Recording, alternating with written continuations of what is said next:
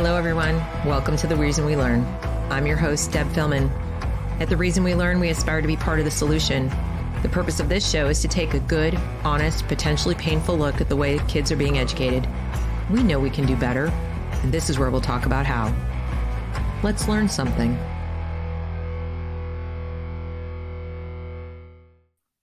Hello, everyone. Welcome to The Reason We Learn. I'm so glad you're here. If you are new to this channel and interested in being part of the solution to our education crisis, I hope you will subscribe to the channel and, click the bell to be notified when I make new content. Please also like and share this broadcast so others can benefit from the information we're about to share. Each of these shows is an opportunity to hear from people who are working to improve education in America any way they can. This one is no exception. Today, I'm speaking with Lynne Taylor, otherwise known as Common Core Diva. She's been recognized by her peers as an expert in Common Core, career tech education, career pathways, workforce and competency-based education reform, social emotional learning, child abuse, STEM, STEAM, STREAM, from the UN and federal overreaches into education in our families. Her work has been recognized and honored by Charlotte Iserbyt, legendary education whistleblower. Lynne humbly carries Charlotte's mission to expose corruption in not only education, but all around our nation. So I've asked her to come here today to talk with us about Betsy DeVos's book about school choice. So without further ado, please welcome Lynne to the show. Hi, Lynne. Hi, Deb. Thank you so much for this opportunity to be with you again, as well as your audience. And I really hope that if folks have gone out and bought Betsy's book, that they've been able to read through it. Now, I know that you did give me a copy of the book, and I want to thank you publicly for that. And You're very welcome. I have gone through. And so folks can see, I have lots and lots of sticky notes. But one of the things that I wanted to point out was, first of all, the title, Hostages No More. Well, that is meant to bring up a very negative connotation about our education system. And I'm not going to argue that our education system is well in the toilet, as it has been for many, many years.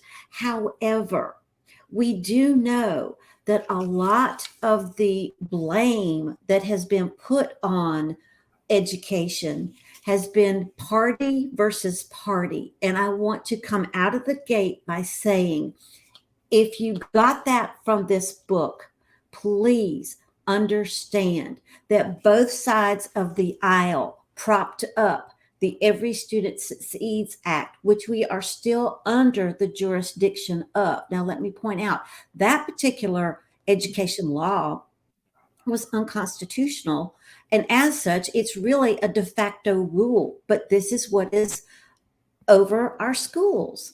So don't think, if you read the book, that, oh, yes, it's just right versus left, or left versus right, or good guy versus bad guy. Because I'm going to tell you what, in Congress, both parties behind the scenes, Deb, whether folks realize it or not, they are on the same page when it comes to education.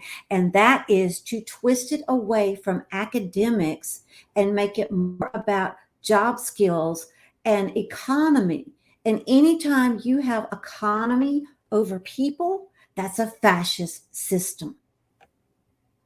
I'm so glad you framed it that way, because I've been trying to explain that to people and I've not been able to do it quite that succinctly or articulately, that when you tell families, kids, etc., that this is what you need for career, this is what you need for job skills, that's determinism. You couldn't know. Right. This is the government running this and telling you, your children, what they need to function in the economy. I'm really actually shocked that more parents aren't turned off by that. In fact, I hear a lot of parents thinking it's great.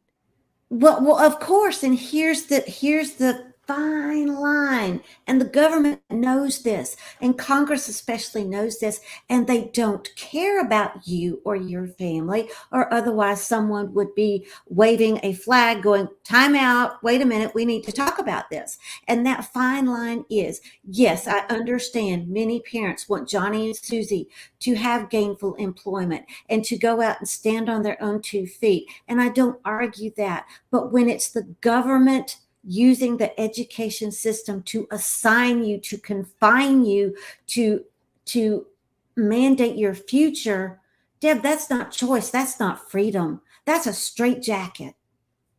Right. And, I definitely want to hear everything you have to say about the book, but if you could really quickly, Right.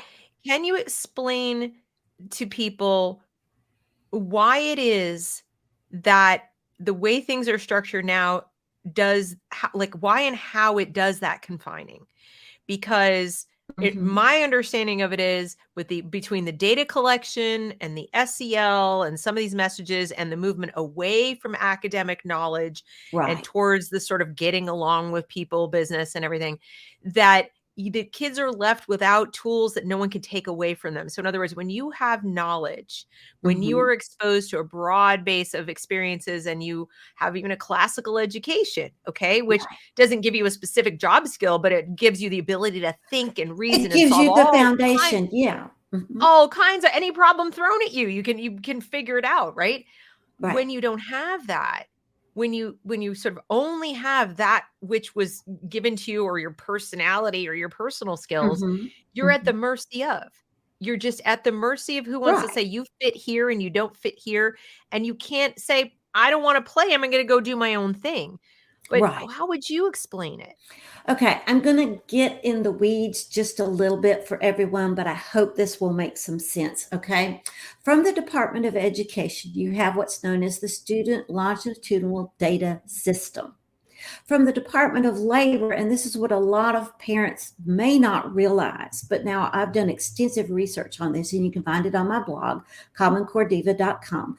But from the Department of Labor side, you have what's called the WQDI, which stands for Workforce Quality Data Initiative.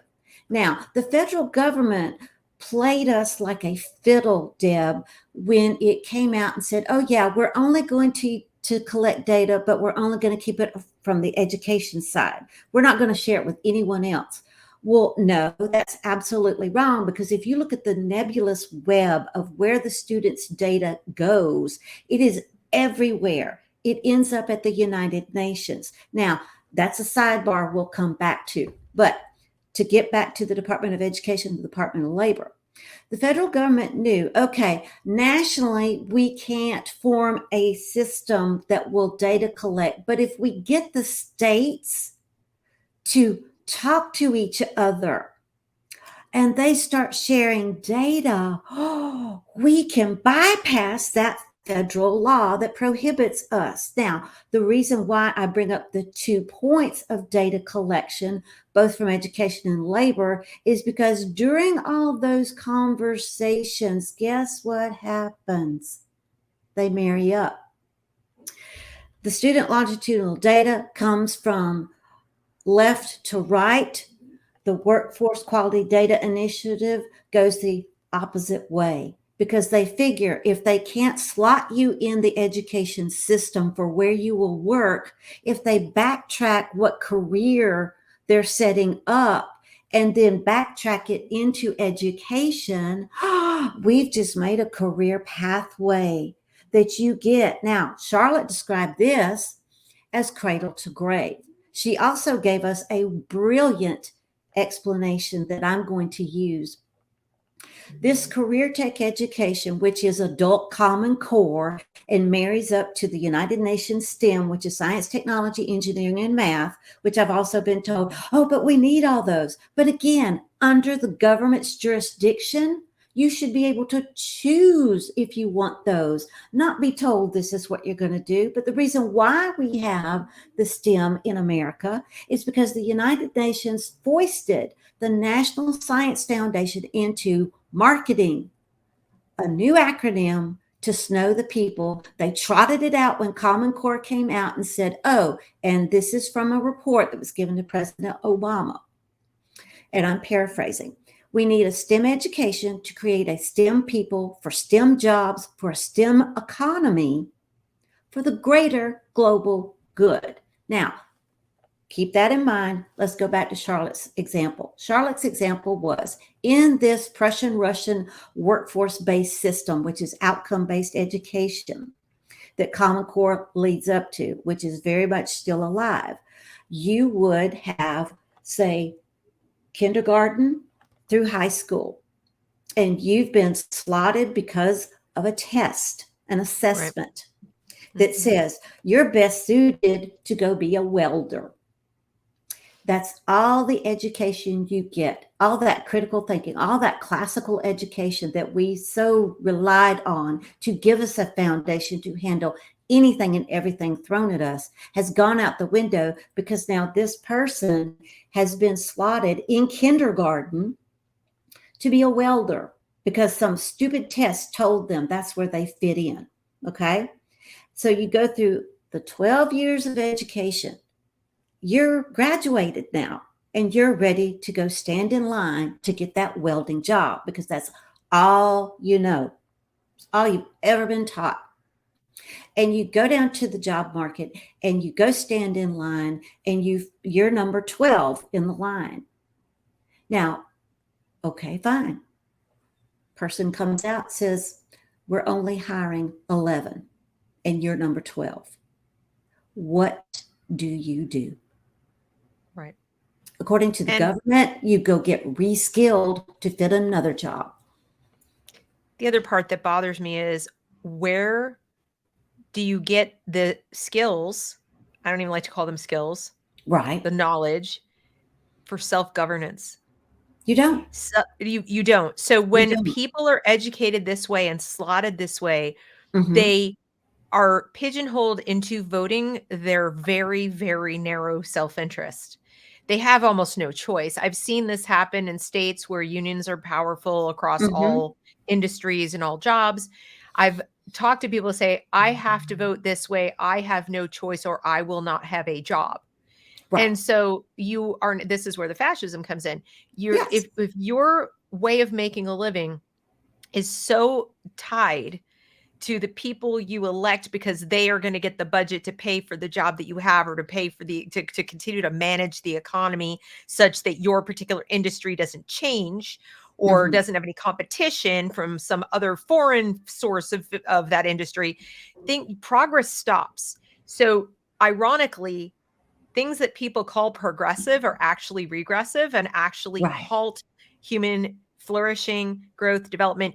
Ironically, in the STEM area, I shudder to think how much farther along we probably would have flying cars by now if individuals had been free to learn, pursue their curiosity, develop wonder, etc., at their on their own, without government saying this means this. This ties to this career. Right, absolutely. But when you have the government redefining everything in education, it's going to skew the narrative to their favor, which is what they want, because that way, you're right, self-governance goes out the window, but you become very manageable. And that's what the government is banking on, is that you will be manageable. Now, one of the reasons why, and this is one of the things that I wanted to point out, first of all, I've got 5 major points from this particular book, because if we spent all the time that I did going through and pointing out all the lies, we'd be here for quite a while. So I wanted to say, first off, this is a divide and conquer book for a reason. Okay. We have an election coming up. You have the good guys who say, oh, we're going to save your family from all that is wrong. And then we have the other guys going, well, we're going to save you from those guys. So it's a divide and conquer tactic. This book plays into that narrative. And I can tell you from reading the book, Deb, that the amount of people, the amount of organizations, the amount of industries and unions that are mentioned, they're in on the collusion and the corruption just as much as everyone they keep pointing at the other way. So Right. it's you have to divorce yourself from I need to be an R or a D when it comes to education, because both of them, as I previously stated, have been in on this. You need to break free from that mindset that one or the other will save you when it comes to education. So you're being purposely misled. And here's the thing, the people who are behind the book are doing this because they're cogs in the wheel of this system. Anyone who thinks that, and I will say DeVos's name for this, okay? Anyone who thinks that Betsy DeVos or her entire family is lily white and driven pure when it comes to education, they are dead wrong, because she and her family and their data tracking companies are making profit off of student data to this day.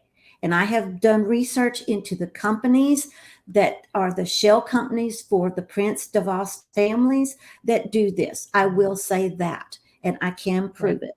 Okay. So they're just a cog in the wheel. And again, Right. this is a tactic to divide the parents from the truth. So think of this as the system is the bow of the parents are the fiddle, and the system is the bow. That's what I want you to think of when you hear this book. That's what I want you to think of when you see what is going on in your school, in your community, because this is not reserved just for public school students. Because after Oh, all, this whole book is supposedly about school choice. But right. let me point out from page 4 of this particular book. Okay, I'm going to start at one paragraph. Okay, those parents who can afford have begun voting with their feet. Does that sound like union making you vote because you don't have any choice? They've moved to different cities or switched their children to private schools that they know will be reliably open. Others have opted to homeschool their kids because of the poisonous messages being taught in public schools. School choice, long demonized by the educational establishment, is being transformed into the public's eye from an interesting experiment to an absolute necessity. And more parents are wondering why education freedom, by which I mean the ability for a family to choose when, where, and how their child is educated, isn't the norm for all kids instead of the privilege of the wealthy. Now, let's point out two obvious glaring things that Betsy left out. Okay. First of all, as Secretary of Education, why not on her watch? Why were not all these ills taken care of? They weren't. They absolutely were not. Okay. Secondly, page 17 of the Every Student Succeeds Act, which I challenge, has she or anyone connected with this book ever read all the way through, would know that on page 17 of the final version, because there's a conference version that was the notorious 1,600 plus pages long, then there's the final version, which was 391 pages, which leads a parent to think, oh, well, they took a lot out. No, Deb, they shrunk the font. Everything that was in the conference report is in the final report. So not one word was changed. But on page 17, and this is where we can tie it back to the skill-based, outcome-based education, it clearly stated, which blows this school choice argument straight out of the water, and that is, and I quote, all education must be aligned to the same post-secondary readiness standards as laid out by the Workforce Innovation and Opportunity Act. Later on, and that's end quote. Now, later on, it goes to tell you that all educators have to be aligned to the same thing. Now, Deb, don't miss this. And I hope parents who are listening don't miss this. You just took an education de facto rule, you roped in a workforce law that was passed through the Department of Labor. Right. Okay. And you just said all education had to be aligned to that, which means your academics just went. And what was put in its place?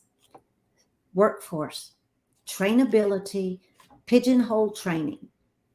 So, So you're saying that then that it is the federal government's position to this day, because of mm-hmm, ESSA, mm-hmm, that a school or educational institution right. needs to align to this to get money, right? I mean, in other words, to get the funds associated with ESSA, right? Like if you're a Right. truly independent school taking $0 from your state or federal government, then in theory, you could operate outside of this. Is that correct? In theory, you could, but look at who accredits you, because if you don't look at who accredits your school, you're still just in as much hot water as if Right. you went down to the public So school. you would then have to decide we're going to be a school that's not accredited, and not all states permit that, correct? That's correct. So Some they have you states over a permit you to barrel. operate as a school not accredited, but most states, it's my understanding, do not.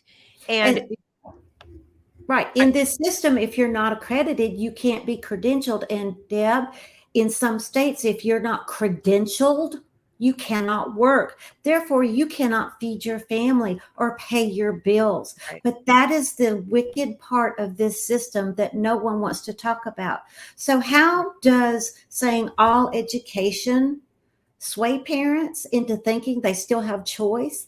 Because they assume it's just public school. Because time and time again, who's the bad guy in this book? The public right, the school teachers unions, system. the public schools, The right. public, And I mean, we're and not saying they're good guys. We don't hear us right. saying they're the good guys either. No, no, they're not the good guys, but that is a disservice to every taxpayer out there, because to just say, okay, all the ill lies in the public school is dead wrong. This has Right, so permeated our culture that right, the career tech education, the apprenticeships that comes with it, the STEM that comes with all this as well, right. the social and emotional manipulation, all those ills that come are in Right. the community and accessible to every choice.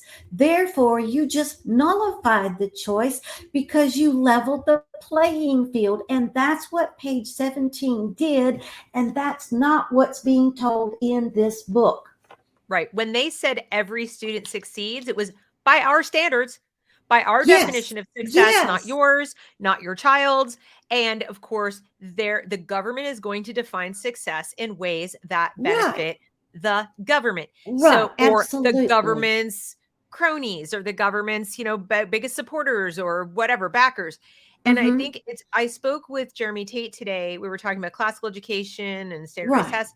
And he pointed out, and I think you would agree, that there's sort of four things that would have to change to really make any difference in education. One is get rid of the Department of Education. Okay. The second one prudently, is, yeah, prudently. okay. Mm-hmm. The second one was how teachers are credentialed has to change. And the Okay, licensure requirements and the things that we're currently doing that tie to what you're saying of, like, in order to teach, you have to do this stuff.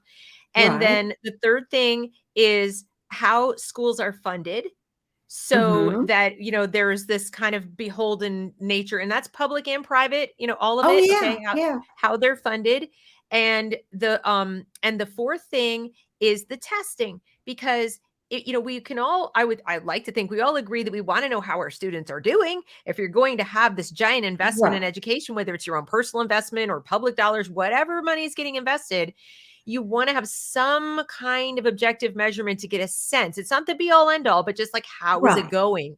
And right now, the College Board and the MAP test and these things, which of course are aligned with what you've just described, right. are forcing the curriculum to be a certain way so the kids can Mm-hmm. pass the test. So Mm-hmm. unless you address these four pillars, you can't really make a big difference. You can't, like, take one and the other three stay in place. You're still going to have a lot of the same problems.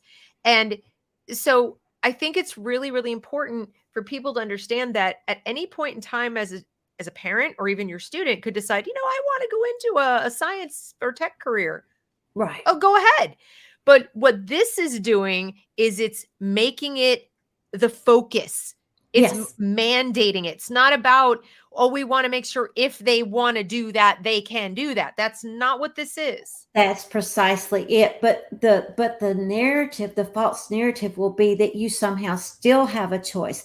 And the education savings accounts, okay, you might as well just put a data tracker on every child's back, because that is precisely what these education savings accounts, these tax vouchers do. And one of the things that Charlotte was working on but right before she passed was detailing how the education savings accounts and the tax vouchers, which are so championed in this book, are actually ways to erode your representative government. Now, she was not able to carry that particular research through. However, I did. And I can tell you it is absolutely tied to your representative form of government. And here's how: because your tax money pays for public education, it pays for the schools. Okay. Thus, we have boards. Well, the more mandated nationally and internationally our education workforce training system becomes, the less and less voice the parents through those boards have, Right. because the boards have become so stacked with union members or people who are in on the public-private partnerships, or you have all these business people who think, well, I know education because after all, my company gives you billions of dollars. Business was never supposed to be in education, because they've turned it into a return on investment, which means your child, your adult student, or even you, if you're in school, are expected to produce money to be worth something to them. And you can't do that if you don't have money.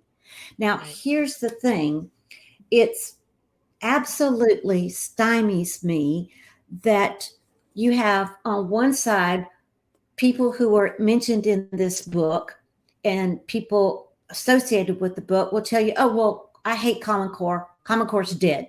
Every student succeeds act killed it. But on the other hand, these are the same people who will say, but we love career tech education and we love STEM, and we're going to stomp around the nation to promote all these, because after all, that's jobs for the future. No, what that They just keep means, changing the name. they change the They name, just but keep changing the name.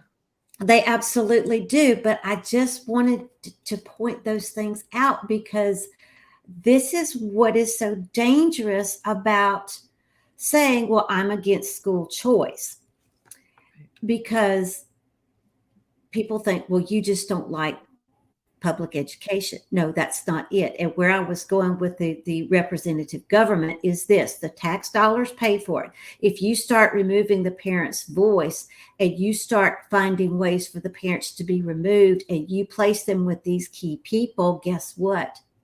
You have now made it so that parents are mute in what goes on in the school and in your community. And you've just allowed the corporate world and the public-private partnerships to do that. And Deb, think about it. If they can have that much power, not if, since they have that much power and are doing that to us daily, how much further will it be or take to say, well, okay, you don't need to vote for school boards, because after all, you're not going to be on there, and we're just going to start stacking the deck against you. Okay, well, what happens when it comes to a general election and that bleeds over into it? That is where Charlotte was going. That's where I took it. And if folks have missed this, I can absolutely point you to the webinar that I did with my teammate on the Liberty Bells, Suzanne Hamner. We did a 2 or 3 hour webinar on precisely the rabbit trail of school choice and the fallacy and how it connects to your votes. And believe it or not, the system is using the constitutionally guaranteed right to vote to skew it to have this happen. So take us through the five things that you found. Okay. You said there were Okay. five things in the Yes, I book, have 5 points. Okay. So I and let's page go through those one by right. one. Okay. We've already gone through 2. One was that we're being played like a fiddle. Okay. Number 2 is page 4, where I read to you and brought up those points. Now, the next one, of all the names that she dropped and all the organizations, they are part of the fallacy. It's even brought into light in this book that Horace Mann is being given credit. Now, Horace Mann, if anyone knows anything about educational history, will know that he was one of the worst Mhm. people in our Mhm. education system because Oh he was yeah. the creator. And this is a quote from page 3. Horace Mann, the creator of America's industrial style public education system. Now, this is where she got in here and used the word hostage. And here's the quote that she took it from. Okay. This is Horace Mann's quote. We who are engaged in the sacred case of education are entitled to look upon all parents as having given hostages to our cause. And she's saying hostages no more. No, it should read hostages throughout because we're still beholden. Right. And parents are not the enemy. But that is what Horace Mann and his disciples will have you believe. And, say what you will, but let the quote speak for itself. The thing I want to also make clear to the audience, tell me if you agree with Yes, this, is that intentions don't matter.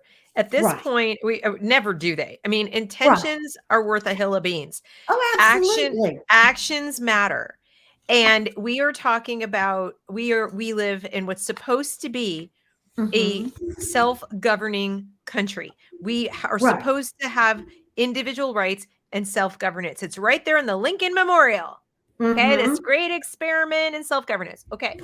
Well, eh, it is we are not being permitted to self-govern in the most basic way, and that is how we raise and educate our children, or that how we learn, whether we're adult learners. It doesn't matter. Right. If you cannot decide what you want or need to learn, how you're going to learn it, how you're going to teach it to your children, etc., if you are looking to the government to do that, even if they're just like you said, they're moving it around. This is what I've been saying to people who are school choice advocates. I'm asking them questions. I'm saying, how do you get to the destination education freedom? That's that's the destination I want to go to. Right. You're How do not I get free. there when I'm starting in a government made car with the Mm-hmm. same map and everything else that they're using over there at the public school?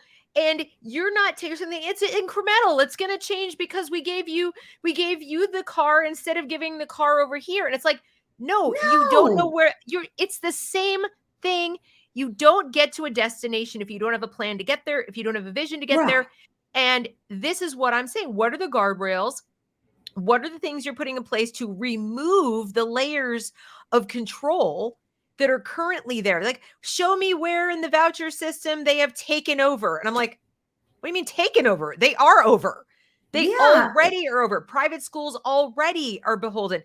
The only ones that aren't, Lynn, as I understand it, as I just said, Mm-hmm. are Mm-hmm. those private schools in states where they don't require them to be accredited, they don't require their teachers to be licensed, and we're talking about needles and haystacks over here. Right. Most schools are Absolutely. accredited. Most teachers get licensed even to teach in private schools. And if they don't get the license, they're still taught in the same teacher prep program. So what's the Mm-hmm. difference? There's still, As you're talking about, very right. tiny shreds of difference. So all of this is the same. You're just moving the money from over here to over here. Same thing. But it gives the illusion of freedom, and I still don't understand how because it absolutely, you're right, it absolutely does. It's like a shell game. And the tax vouchers, the education savings accounts, all those, they're poison carrots on a stick, because the second that you take that government money, even if you homeschool and you take Mhm. an IEP fund, you're beholden to the system. You At a minimum, absolutely you've are. got to give them your kids' data. So like you said, Absolutely. that money is Yes. now tying them to reporting and certain things. And with all due respect to anybody watching, as a taxpayer, that's appropriate. In a twisted way, if you're going Yeah. to spend taxpayer dollars and you're going to redistribute other people's earnings, then all of us as taxpayers have a right, I believe, to transparency, to know where's it going, who's using it, for what, are they qualified by some standard, etc. You cannot fault people. I can't fault people, even on the left, for Right. demanding certain kinds of accountability. It is public money. Even if it's It going to a private actor, it's right. public money. And it's It that demand for accountability when you reach people say, well, so far it hasn't happened. We're not at critical mass. yeah. Choice programs are like this big. When they reach critical mass, and you're talking about 30, 40, 50% of school age children taking vouchers and money and going places in these states that have passed these encompassing programs, you don't think that the taxpayers who have kids who aren't using that, or the teachers union, or other people who vote, are going to say, hang on a second, we want these regulations. We want and the Mhm. politicians who wrote these bills are going to come under increased scrutiny to do something. They're going to have to Right. decide, who am I listening to? Right, absolutely, and you're absolutely right, because it will bring those who were previously okay as they were under scrutiny. I mean, we had that happen here in North Carolina Yeah. when let's see here, it was back in 2013 when some Yahoo decides, oh, we're going to redefine what home education in North Carolina is. And I'm sitting there along with several thousands of other parents going, why? Why tweak something when you have 100% freedom? Because the last I knew, and no Common Core math has ever replaced this, you cannot improve on 100%. No, what happened was the lines got blurred on purpose because the funding from the race to the top that North Carolina had taken Yep. was to And purposely blur the line between homeschooling and public schooling so that virtual schooling could come to fruition, and look precisely what has happened. that's right. And what's more, homeschoolers in North Carolina, if we were a district, would be the largest district by a mile. And when you get, that's what I'm saying, when you get that big, and when there are Mhm. that many kids, that many families who are not in the system and And under the that was one of the things that was brought up. Why are you doing this? Because those of us who were operating just fine without any sort of scrutiny, we're now under a magnifying glass. We absolutely are. right. Um, I do apologize. I don't know why I got a tickle, but I'm sorry That's about that. okay. But I mean, this Okay. is, and people are going by today and they're saying, well, it Right. hasn't happened yet, or school choice has been in place for this many years and it hasn't happened. I'm like, the key word there is yet, first of all. But Second of all, you know, there is also the moral and ethical component, which is that even if it's not happening to the degree that we're warning about or that we're concerned about, right. the foundation is there for it to be able to happen. The incentives are all in the right place for it to happen. And the notion that, people are going to always do the right thing, it's oh no, they won't do that. They Nope. won't corrupt it. Nope. The private schools won't try to jump on NAIS bandwagon. Oh, they get the accreditation people won't wine and dine the different headmasters and people to get them to be accredited. It's all been done. It's all been done. But here's the thing, we had school choice up until Every Student Succeeds Act. We Yeah. have the fallacy of school choice now because both sides want to play, oh, well, it's a zip code thing. Well, that comes under attendance zone, which pretty much confines you to where you can go to school. So if people want to think, oh, well, that attendance zone is not going to matter, it absolutely does, because if you look at how the data is collected, it has to be done regionally, Deb. And if you have the audacity to go out of your region, you skew the data, because Right. data is the new cash cow. It Oh, absolutely it's is. money.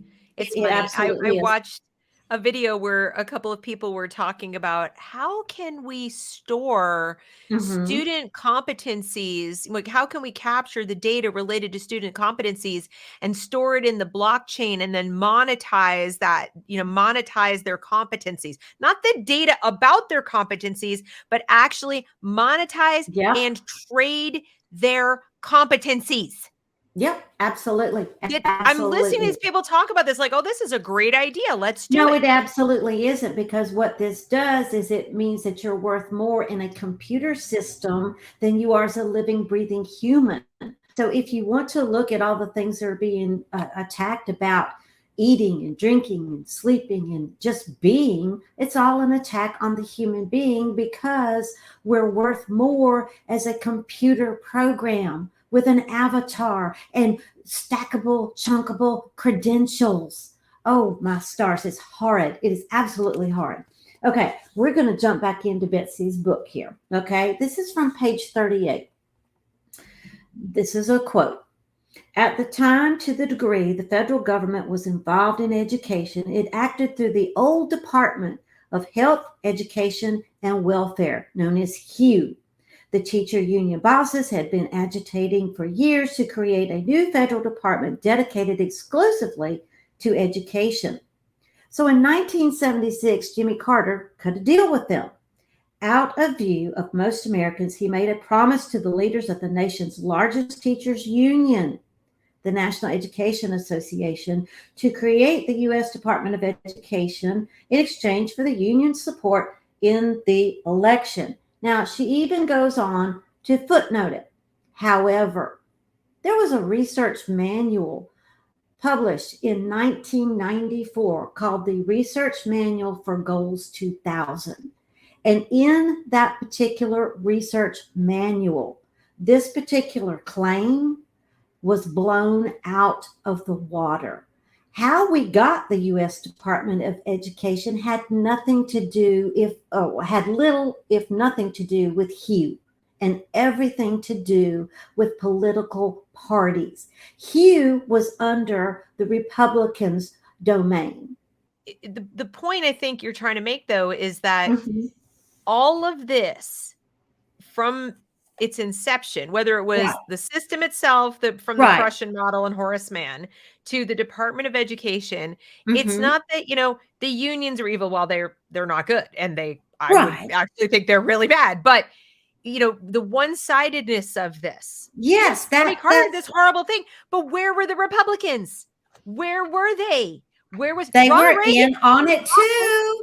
Right, the thing was a year old. They were well, okay, we won't say that Okay, it was okay. The brand reason spanking new, and he comes in, and did he do anything about it? he No. said he was, I know, but he's not the only president who claimed they were going to stop something about education. I Okay, know. That's what I'm saying. It's but like everyone has just kicked that can down the road, and you have to kind of say, right. "What are you getting out of it?" Absolutely. But here's why Reagan didn't stop it, because Reagan, and you can find this on Charlotte's website. She's got the research to show this. Reagan had already gotten in bed with the Russians, and that included education. So that's why Reagan didn't stop it. He made the gesture that I will, but he was under such pressure to keep it up because of those Russian agreements. And one of the main agreements was not just education, Deb, it was technology. So, which Russian agreements are you referring to? Because now I'm ignorant. Yeah. Now I'm the ignorant one. Okay. Let's see here. It is on her deliberate dumbing down website. Hang on just a second. Okay. There's a specific let's see here. There's a specific category in her on her website where she will point them to you. But all anybody has to do is, if you go into her website, Deliberate Dumbing Down of America, and you Hmm. type in the search engine Reagan Russian, those documents will come up. She had PDFs of them saved on her website so that people can see these particular agreements. So there will be one for technology, which is the driving force behind what we saw happen all the way through technology to today, as well as education. And again, it was under that communistic rule. So absolutely So, look but into I thought that. he wanted to get rid of the Iron Curtain and the evil empire and all of that. That was the flavor of the month. Look like you're going to, while all the time behind the scenes, you're shaking their hand in agreement and nodding your head. That's what we know. That's the bad part about Reagan. That is probably one of the worst parts about him, is that he gave the forefront of "I'm for America," and then the whole time he's betraying it. But so did Bush the first, so did Bush the second, so did Jimmy Carter, so has Bill Clinton, so has President Obama, so has Donald Trump, so has Joe Biden, because they've all kept this maniacal trail going. For education. Yeah, for education or And quasi what do you education. think, okay, so what do you think their goal was with that? Why, like, how would they, if you, how would they explain it? If you cornered them and you said, "Okay, explain yourself. We see it. We have the documents here. You Right, we can't have the wiggle documents out of now. it. Right, Explain absolutely. yourself. What is your argument for why this is good for America?" Well, you would have to go back to when America was incorporated, because that would have been in the late 1800s. We were incorporated. And since America is run as a business, Deb, the way they can skirt around it is because it's being handled as a business, not a nation. And anytime you put it a business window on it, that changes all the rules, it changes all the game, and it changes the players because they are selected, not elected. So now it's a trade issue. It's a just strictly Absolutely, it is. It who's doing absolutely is. business with whom and everything. I mean, and we're Right. back to we're back to like the flipping like Roman Empire level And stuff guess what now. happened to Rome? It fell flat on its Yeah, no, face. I'm aware. I'm Yeah, aware. it But I fell. mean, what I'm saying is, rather than being a republic where we're self-governing and we have individual rights and all this kind of stuff, it feels like at this point we have individual rights only insofar as we conduct our private business. That Maybe that would be sometimes. it. Yeah, we live in one of the largest open air prisons known to man, because of the way our country has been turned into a business. And if they've been turned into a business, what are we? Think about that. Think Wow. about that. We're assets. And assets don't do anything if they're not making money. That So makes you a fair wonder number why. of us Yeah. obsolete. Absolutely. So you wonder why education's going the way that it is, or we should say indoctrination is going the way that it is. What do you Okay. think is that I'm sorry, go ahead. No, no, Go no, ahead. no. Go You ahead. have No, more. you go No, right I was just ahead. like, I'm wondering what the so when you read the book, Right. okay, what do you, because there are going to be people say, but she means well. You can't possibly impugn her motives. Like I said, motives don't really matter to me because But it's you what the just actions said, are. yeah, But intentions don't matter. Yeah. Think about, but go ahead. what is her? I mean, it's easy to say, well, she wants her company and her family to make money, and that's the most cynical view of it. But if she has a positive motive, what do you think she genuinely thinks she's doing? She I think all these thinks, people have fooled themselves into thinking they're helping us, but like, how? I cannot speak for what she thinks. I can only go on what research shows and what her actions have shown and what has been reported. Now, think about this. If she really gave a fig about your child's educational freedom, then answer me this. Why did she and President Trump in 2018 travel on the taxpayer dime without taxpayer permission to Argentina to attend a G20 meeting where they both knowingly and willingly signed agreements to unite education and labor? The reason why was because the rest of the world has already done it, and we were one of the last to say no, we need to keep education and labor separate. No, they both knowingly and willingly signed your children up to do the very thing that both of them said they would not do, and that was to keep kids under data mining, educratic mess.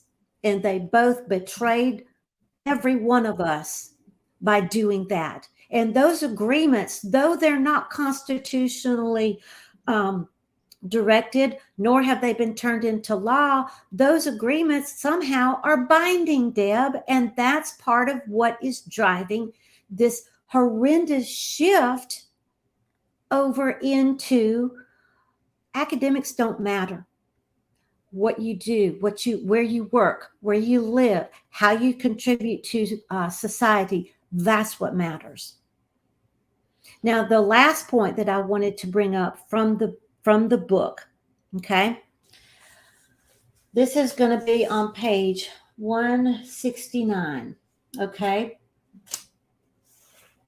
She talks about having school choice in higher education, so to speak, because it's good news. All right. She goes to tell you that sometimes it's not just college. Sometimes you need to go to work. All right. Mm-hmm. She goes on to tell you in here, President Obama made a pledge to the youth of America. We will provide the support for you to complete college and meet a new goal by 2020. America will once again have the highest proportion of college graduates in the world. His Education Secretary Arne Duncan called producing more college graduates administrations the North Star. Now, she doesn't conveniently tell you, well, under my watch, I brought in the shift to apprenticeships. Well, why? Well, she just signed an agreement that she had to hold to. She didn't tell you, I'm going around the nation championing for STEM and career tech education and these apprenticeships, because after all, not every kid's cut out for college. She'd tell you some of that, but not all of it. Now, here's the thing that I wanted to point out. Dr. Virginia Fox, the Republican, I'm reading straight from the book too. Dr. Virginia Fox, the Republican chair of the House Education and Workforce Committee, explained the damage of this message about not everyone's cut out for college, okay? As well and as passionately as anyone else. She often repeated the mantra that all education is career education. She was right. She added, whether an individual acquires a skill credential, a bachelor's degree, a postgraduate degree, or anything in between, it's all education. Now, the reason why I wanted to point that out is because Virginia Fox, as chair of the subcommittee for the U.S. House Republicans Education and Labor Committee, it's now changed names, okay? The reason why I wanted to point out this press release by Fox is, first of all, Fox is a former teacher who should know better, but she's also a career politician from here in North Carolina. She has so sold out to the Common Core, the adult version, which is career tech education and STEM. It's not even funny. She did stand before God and Congress and everyone else and said, all education is career tech education. And here's what's wrong. It's right on one hand when you look at it from the research lens that I do, because that's what education has shifted to, but it's absolutely wrong because it should never have been that way, and Congress should have known better. But this latest press release, just out a couple of days ago, is her championing one other rhino from the House in his bill that the entire GOP is now going to back 155% school choice into 2024. Now, the reason why I want to bring this up, the reason why I want to connect it to the book is because they're buddies. Okay? They are absolute buddies. Here are the other things we need to understand. Freedom's Work Caucus, okay, said at the beginning of 2022 that the GOP would stop at nothing, Deb, nothing, to promote school choice. Hence, we have a book, we have a press release. We have the assurance that the entire GOP is now going to do this. And you know what the GOP is setting the nation up for? an absolute train ride through hell, because this will be the faction that destroys not only education, but the family, mute the parents' voice, and assign every person who is in the education system, no matter where they are, cradle to grave, to a slave system. But yet it's all the Democrats' fault. Now, I'm not saying go vote Democrat. I'm not saying vote GOP. I'm saying you need to wake up, smell the coffee, get out of both, pick up your Liberty torch, ride with Deb and I, and get the hell in front. Sorry for my language, but get the hell out in front of the parents and let's show the truth. Right. Wow. I got so much to digest now, Lynn. I mean, I agree on the liberty side, and I'm Yeah, the biggest skeptic when it comes to this, because to me, it's not choice unless it's the money not. stays with the earner. Until the money doesn't go to the government in the first place, until it's not up to them to decide what a school is, what a school has to be, what a Right. school is going to teach, who gets to teach, until all of these decisions are out of their hands, That's it's not right. real choice. When you call something choice, you're implying that Mm-hmm. someone else is giving you your Oh, option. yes. They're Why so are we benevolent, aren't they? deferring? Mm-hmm. Why are we deferring to these people, most of whom, by the way, are unelected? So we might elect our governor, but they appoint, and then other people That's appoint, the legislature right. appoints their Mm-hmm. Board of Education. And then those people, then there's another unelected body called the union, and then there are other Oh, unelected yeah. people in charge of the universities. The majority of people in charge of education are Mm-hmm. unelected bureaucrats. You can't get rid of them. You don't have a say. And to your point, that is so important, private schools, micro schools, anybody else who's going to get this money, aside from an individual parent who very quickly is going to have their data sucked right out of them and be told what they have to teach. People Right. say I'm a conspiracy theorist for saying that, but No, you're not. just let's No. fine. Ignore my comments about what they're going to do to homeschooling. If you think that that's a conspiracy, just focus on the private schools. Private schools already have voluntarily gone over to the dark side. They've voluntarily subjected themselves to very government friendly accreditation groups. Right. They've done this without this honeypot of money coming in, and they have huge budgets to wine and dine and Mm-hmm. schmooze the people who are not under their umbrella, to influence them to come under the umbrella. But why do And you you have think they're trying so hard to go after the homeschoolers? Because they are the last stand we're the of last true holdout. freedom.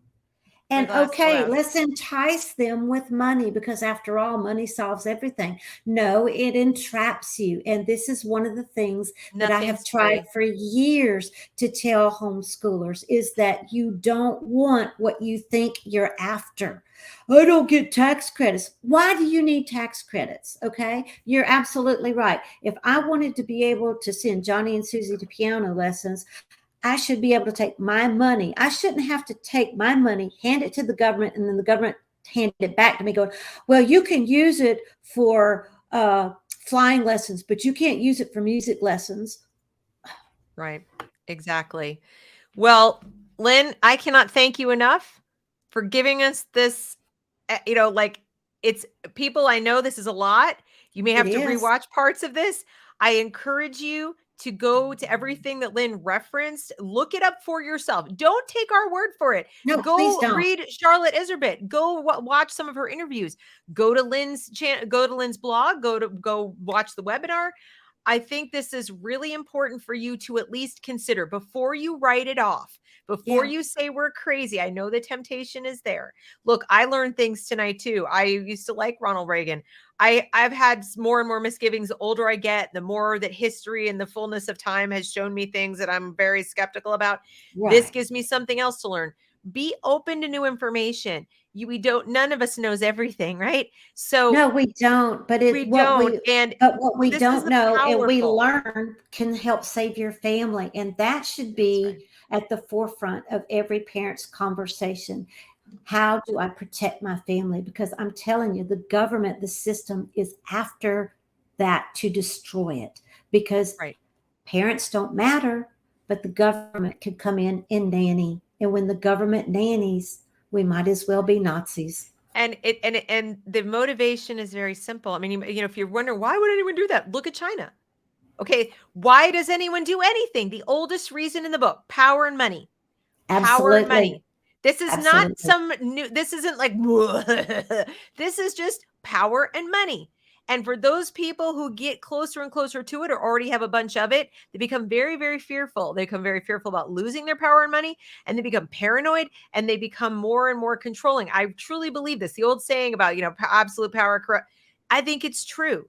And I It think is. people even rationalize to themselves that they're being kind and compassionate and they're helping, because when you are that powerful, I think my observation is you look at people who aren't with a kind of condescending pity that is Mm-hmm. completely inappropriate. And yet you think, and I would venture to guess, because I think Betsy DeVos in the service is a nice person. I'm not trying to say that she's some evil demon, Right. but I think she misunderstands who everyone else is who isn't her. In other words, a lot of Mm-hmm. these people like Bill Gates and the others, they have so far removed from the rest of us that they Exactly. just don't get, how can people live like that? We must protect them from themselves. They Or couldn't how can possibly they succeed without our how help.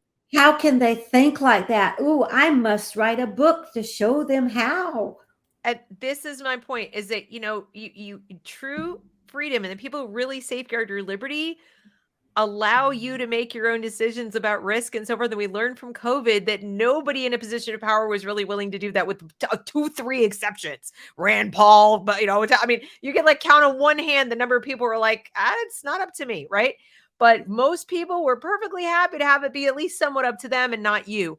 And when it comes to education, that is where it's the worst. In my opinion, it's Absolutely. the worst there. However bad you think government regulations are in your business, or however bad you think they're on your health, it is an order of magnitude worse in education. And you just don't necessarily realize it because you're a product of the same system. Mm-hmm. And it's been so obscured, layers upon layers upon layers. And nice words: career, college promise, career, tech. Oh, it all sounds so positive and wonderful until you take a step back and say, hang on a second, I could go be a welder and read Shakespeare. I could grow up and be a plumber, and I could still do math. Mm-hmm. I can still do, like, I could still take calculus. There's no, if I wanted Right. to. There's it's there. The government is not the be all end all of what you absolutely need to do a given job, especially considering the vast majority of them are lawyers and haven't done the vast majority of jobs out there in the world. Not to mention, they're the least empathetic, the least compassionate, the least in touch with actual real people you're going to ever find. Why do you want them deciding what your precious child is going to learn and do and be in this life? It's just Absolutely. common sense. But Absolutely. again, watch the video, watch it twice if it takes a while. But I'm so indebted to you. Thank you for coming in. Thank you for reading the book Oh, and doing all that stuff. I really okay. appreciate it. Not a And problem. And if you I'm want to sure talk Lynn will more be back about with it, more. I was going to say, if you want to talk more, that was just the top five. We could spend a whole lot of time on the rest Well, of it. as this evolves, Lynn, because school choice, as you said, it's happening. I mean, it's like Yeah. we're not stopping it. So as this moves forward, as this train runs us over, Yeah. definitely I want to have you come back and comment along the Okay. way. And so, but Okay. thank you so much. I Oh, really you're appreciate it. welcome. So thank you everyone for watching, for listening. Please share, and we'll see you next time. Okay.